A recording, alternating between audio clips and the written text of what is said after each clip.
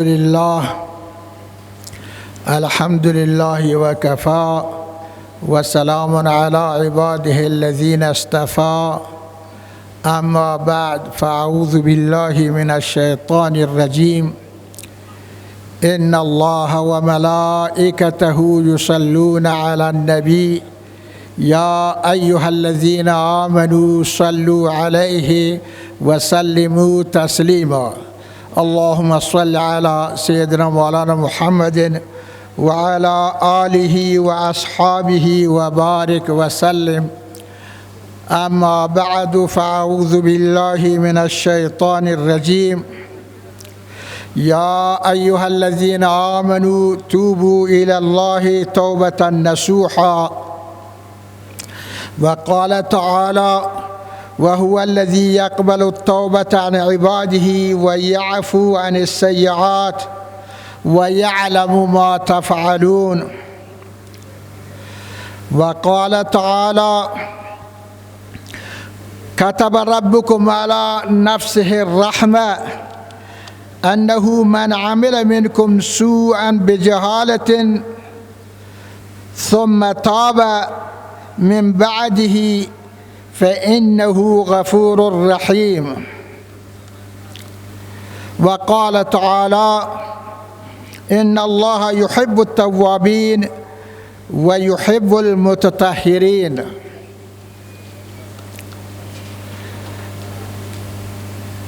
عن الأغر بن يسار قال رسول الله صلى الله عليه وسلم يا أيها الناس توبوا إلى الله واستغفروه فإني أتوب في اليوم 100 مرة رواه مسلم. وعن ابن عمر رضي الله عنهما قال كنا نعد لرسول الله صلى الله عليه وسلم في المجلس الواحد 100 مرة رب اغفر لي وتب علي إنك أنت التواب الرحيم. صدق الله مولانا العظيم وصدق رسوله النبي الكريم ونحن على ذلك من الشاهدين والشاكرين والحمد لله رب العالمين. قال رسول الله صلى الله عليه وسلم ثلاثة من كن فيه وجد حلاوة الإيمان أن يكون الله ورسوله أحب إليه مما سواهما وأن يحب المرء لا يحبه إلا لله وأن يكره أن يعود إلى الكفر كما يكره أن يقذف في النار رواه البخاري. برادران عزیز و حضار محترم، بنده به عنوان دیداربینی شما عزیزان خدمت شما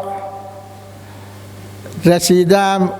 عرض سلامی خدمت شما عرض کنم، بالاخص برای زیارت دیدار محبوب همه من شما، محبوب مسلمین جهان فعلا و محبوب تمام اون پاک طینتانی که در کشور اسلامی هستند و مسلمانان جهان، حضرت شیخ الاسلام مولانا عبدالحمید اسماعیلزئی حفظه الله برای زیارت این بزرگوار محبوب همه من شما و دیداربینی شما. اما حضرت مولانا مطرح کردن، امر فرمودن شما هم چند کلمه عرض بکنید. من چند آیاتی خدمت شما از کلام پاک قرآن مجید و چند احادیث و درباره رجوع الی الله در رابطه توبه و استغفار خواندم در وقت کوتاهی که برای من تعیین شده. ان شاء الله تعالی این مطالب را خدمت شما عرض خواهم کرد. خداوند متعال در سوره تحریم آیت 8 می‌فرماید یا ایها الذین آمنوا توبوا الی الله توبة نصوحا. ای مؤمنان شما رجوع بکنید، توبه کنید، برگردید به طرف الله تان و توبه نصوح بکنید. برگردید و برگشت شما برگشت مخلصانه باشد، برگشتی باشد که به درگاه رب العالمین مقبول بشود و توبه شما و رجوع شما الی الله رجوعی باشد که نزد الله تبارک تعالی مطلوب و مقبول باشد. درباره تعریف توبه نصوح و طریق توبه خالص بزرگان نوشتند فحقیقت التوبه ان یسر فی الاسف و الندم مثل هؤلاء اشاره الى قصه كعب بن مالك رضی الله تعالی عنه و هلال بن امیة الواقفی و مراره بن الربیع القمری من بني عمرو بن عوف وهم من الانصار تأخروا غزوة تبوك فلما رجع النبي صلى الله عليه وسلم اعتذروا إليه. بل عزیزان محترم، حقیقت توبه را در اینجا بزرگان چنین بیان کردند: توبه حقیقی این هست که انسان از هر کار گناهی که کرده است از اون گناهش برگردد. یعنی وقتی که مرتکب گناه شد چنان احساس بکند که برای من دیگه هیچ راهی و هیچ چاره ای نیست مگر این که من از آنچه که بودم برگردم به طرف الله تبارک تعالی. و تا این اندازه بزرگان آن را تعبیر کردند، یعنی چون به جز الله تبارک تعالی کسی نیست که ما را پناه بدهد.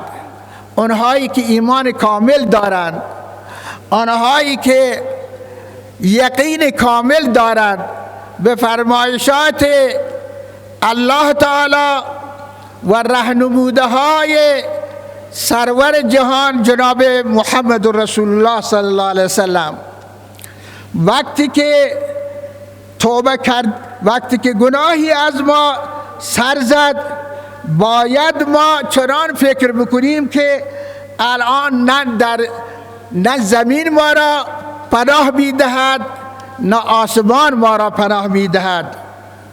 همانطوری که حضرت کعب بن مالک و اون دو نفر بزرگوار صحابی با سعادت که درباره ایشان قرآن ناطق است برای قبولیت توبه ایمان، توبه گناه اینها، توبه از گناه ایشان قرآن عزیزان محترم تا قیام قیامت شهادت میدهد.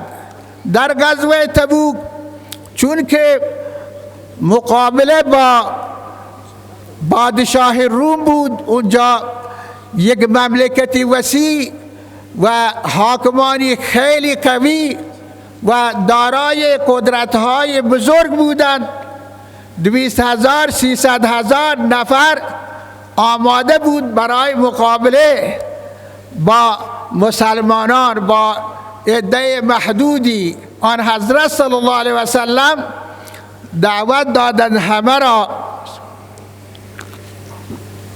برای همه مردم مدینه منوره، برای همه مسلمانان گونه ها همه در جهاد شرکت بکنند.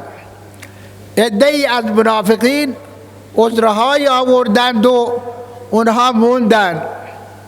عده‌ای معذور بودند، مریض بودند یا نابینا بودند یا مشکلاتی داشتند، مشکلات مادی داشتند. قرآن کریم درباره مشکلات اونها بیان می کند، اونها و معذرت اونها را بیان می کند. با این که هیچی نداشتند ولی نزد پروردگار مناجات می کردند، گریه می کردند. چرا چنین توان ندارند در زمانی که جناب نبی اکرم صلی الله علیه و سلم به جهاد می رود، ما چرا اینجا بمانیم؟ بله عزیزان من، و یک عده عزیزان من، یک چند نفری به خصوصا این 3 نفر، حضرت کعب بن مالک و هلال بن امیه و همچنان حضرت مراره بن عربی، اینها وضعشون خراب نبود، وضع مادیشون خوب بود، آمادگی هم داشتن، امروز فردا کردن، چون اعتماد داشتن، تکیه داشتن، بروسه داشتن به این که می توانند هرگاه سفر کنند، هرگاه حرکت کنند، وسیله هم دارند، امکانات هم دارند، میرسند با جماعت. تا این که خداوند متعال در تقدیرش همین شده بود که ایشان همراه نشوند. بعد از این که ایشان خواستند بیرون بروند، متوجه شدند که بله جناب نبی اکرم صلی الله علیه وسلم و اصحاب رسول الله صلی الله علیه وسلم از دسترس ما دور در رفتند.